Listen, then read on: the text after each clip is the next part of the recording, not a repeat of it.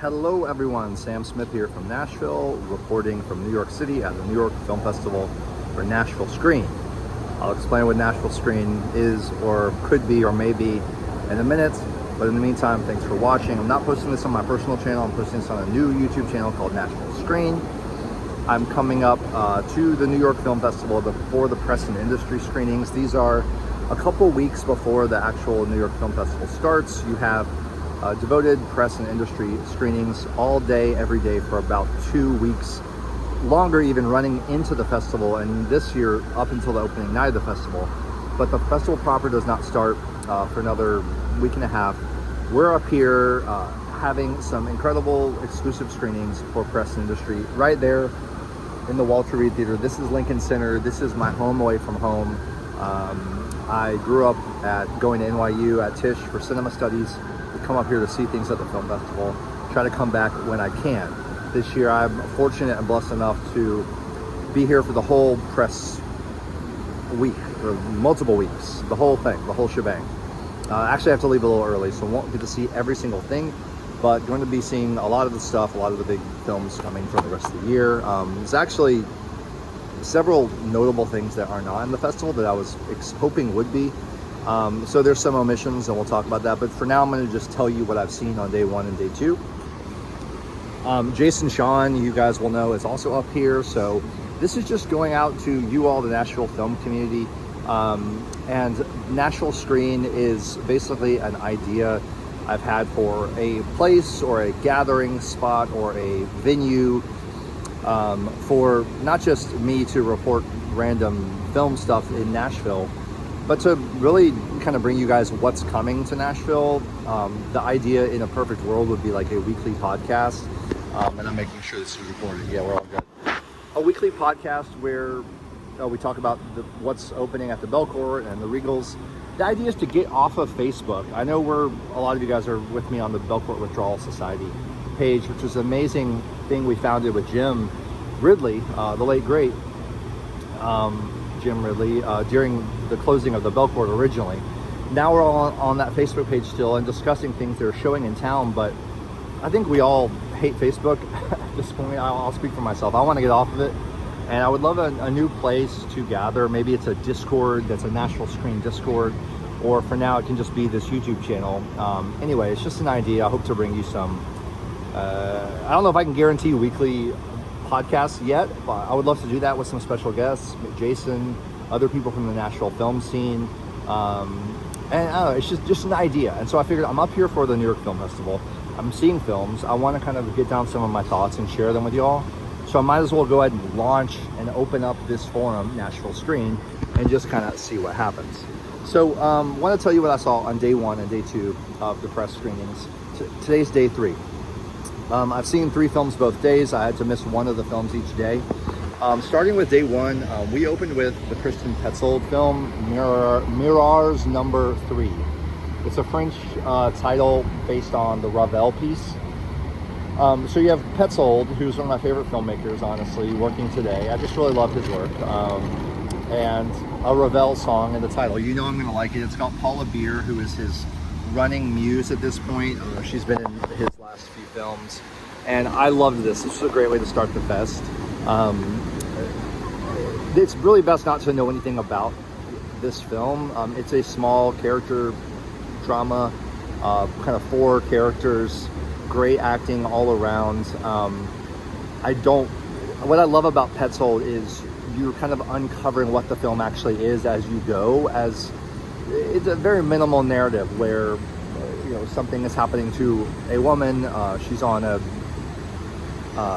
her trajectory, and you're kind of seeing how that's unfolding. I don't even want to say anything else about it, because I loved how this unfolded and how you learn what's going on, what's really happening. It was great. It was beautiful. I love Petzold. All his films are short, and that's one thing I love. You have some really long films at the festival, so it was nice to open with the Petzold. And it's probably my favorite thing I've seen so far still, and I kind of figured it would be, starting off strong. We had the Mastermind from Kelly Reichardt after that. Of course, love Kelly Reichardt, but this is not my favorite of hers. It's a period piece, Josh O'Connor, so the hype for Josh O'Connor in anything he does, I don't know why, it's just out of control. People are obsessed with him. both men and women, I've noticed, and he packed the whole house. Like it was by far the most in-demand press screening of the fest so far. There was hundreds of people waiting to get in. It's a period piece. It's a so-called deconstruction of a heist film. I don't know, man. I didn't really see the why here. And I'm not writing it off completely, because Reichardt's films are always unique. They're always different from one another, so there is that. I'm glad I saw it. I like the period detail, costuming and stuff like that. But as you kind of watch this character and realize, am I supposed to like him or dislike him, and why should I care? That was kind of the feeling I was having during this one. Some other people agree. I know Jason said it's his least favorite Reichardt. So she hasn't kind of come back to the greatness of the Meeks cut off Wendy and Lucy days, but it doesn't matter. She's still a filmmaker I love and want to see. The third film I saw on night one was No Other Choice, Park Chan-wook, or as I said, Park Chan-cook, because the guy is cooking so hard with this film. I mean, I'm sure you've heard about it at this point. I think ever since Parasite, and then Decision to Leave coming out from Park Chan-wook, Parasite of course being Bong Joon-ho, but the point being two big Korean directors that we've loved for a long time, been very beloved forever. And Bong had his moment with Parasite, from Palme d'Or to the Best Picture Oscar. There's a movement that wants Park Chan-wook to have that same day. Now, not to lump them together as Korean directors, but they are good friends who came up together. And you do want to lump them together and say, just kind of like the Three Amigos with Coran, Iñárritu, and Del Toro. You want to see them all come up together and have success, become household names. Park Chan-wook's been making amazing genre films for so long, since Old Boy through the Vengeance trilogy. Stoker filmed in Nashville, shout out. And this one is really great. I may not be as over the moon as most people are about it. It's not going to be in my top 5. It may not crack into my top 10, but it is a thrill ride. It is a great, searing kind of social commentary. What he does with the camera and editing is truly thrilling. There are moments when a dissolve or a shot he does had the audience gasping. Just a visual moment. I'm specifically thinking of a lighter catching fire, and what he does to slow the shutter frame rate down. The entire crowd goes just at the sheer swagger of the shot, right? So my guy is just on fire. He really knows how to make a really fun ride of a movie, and I think this one's going to get a lot of love. I don't know if it'll quite crack into Best Picture. A lot of people are hoping it will. I do love Oscar prognosticating. It's one of my hobbies, and I'm happy to see some of the other luminaries of New York City Oscar punditry up here and run into these guys. I love this stuff. So I love thinking about if it'll crack in. Neon has No Other Choice, and they've also got It Was Just an Accident, also playing at the fest. Sentimental Value, these are coming up. Some big international films. They're probably going to have all 5 international film nominees at the Oscars this year. And again, not that the Oscars are all that matter, but I love tracking that, and we'll see if No Other Choice makes it all the way in. Decision to Leave, people really wanted that to have happen for that. Wanted that to happen for that film, and it didn't. People are saying this is a more accessible film than Decision to Leave. I have to admit, with both films, I was frantically trying to keep up with the thread. It's my problem. I'm really bad with like really fast moving, intricate plots, and he's spinning so fast that I just can't always keep hold of the thread. It was that way with Decision to Leave.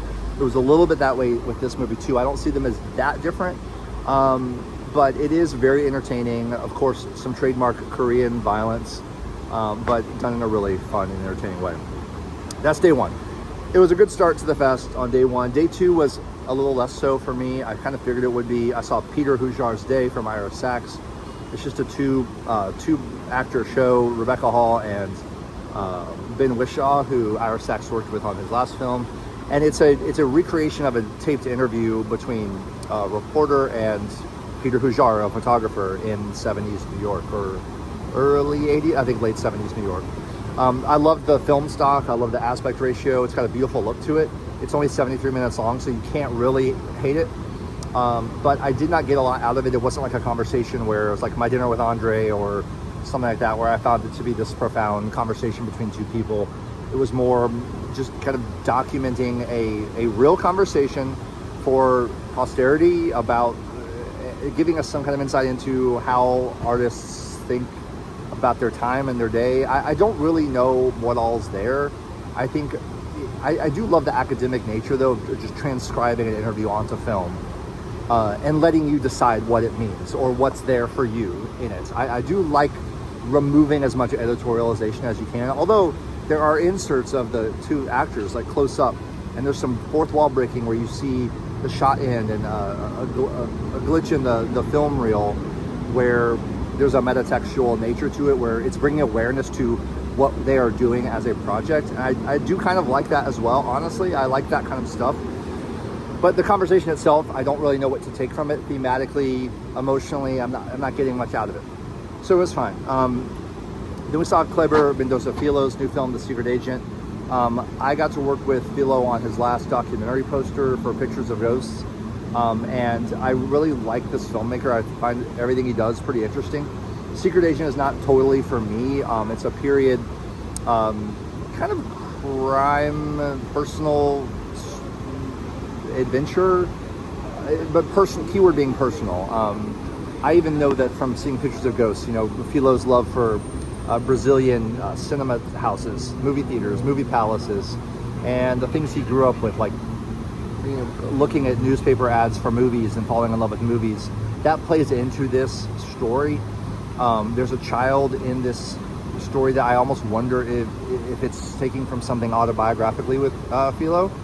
But I did like it. It was very strong. I respect the hell out of it. It was very well made. It just wasn't my type of movie, and that's fine. You know, like, you look back to like the Petzold opening the fest, and that style of film language is so more my favorite than The Secret Agent. I get a little lost in these plots, as I've told you.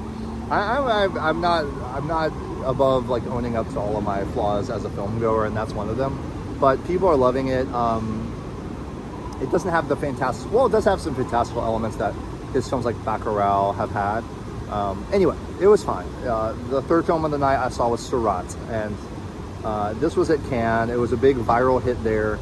It was supposedly a must-see, where you have this kind of thrill ride of a audio-visual experience that is hard to describe until you've seen it. You don't want to really say much about it. Set in a desert, starting out in this desert rave, where the electronic music of the film, the score, which I really did like. Jason didn't like it, and I hope to have Jason on for some other recaps if we have time. It's been very busy. The music was a strong part of it. I kind of wish I had sat front row center like the Next Best Picture guys, but I did enjoy it as a pure cinema experience. It is a film that I won't say more about, because it's one where you walk out and you truly either love or hate the movie. I was right on that edge the entire time. I simultaneously love and hate this movie, because it is so overtly manipulative to the audience, and I really have a hard time with that. I really get taken out, and I almost resent that when a director is that manipulative, and then I don't know what it's saying. So if it's not clear to me, either after the film or after sleeping on it, what you're trying to say, and again, maybe it's me and I'll have a revelation about this later and it'll be one of my favorite films of the year, but if it's not clear to me, I don't know if I can hang, because all you're doing then is just twisting my buttons just to do it. That's all I'll say. I will say it was a experience, you know, you don't forget. You walk out of the theater and you're like, what did you think of that? You know, you have to kind of compare notes with everyone standing around there. Most people loved it. I'm maybe in the minority, but you know, it's a provocative film, and you'll have a take on it one way or the other. You should see it loud and on the big screen. So hopefully some of these come to the Belcourt. Part of the point of Nashville Screen would be, if I keep this going, to, you know, let you guys know what's coming when. We have a lot opening in Nashville this weekend. I'm not going to run through all of it. There's some Kurosawa encores Kogonada's new film is in theaters at Regal. Kogonada, a former and one-time Nashvilleian. So I hope you go out to the movies. I'm going to try to bring these reports as much as I can, but it's very busy. There's back-to-back films. You have about 30 minutes in between to try to grab a snack and then quickly get back.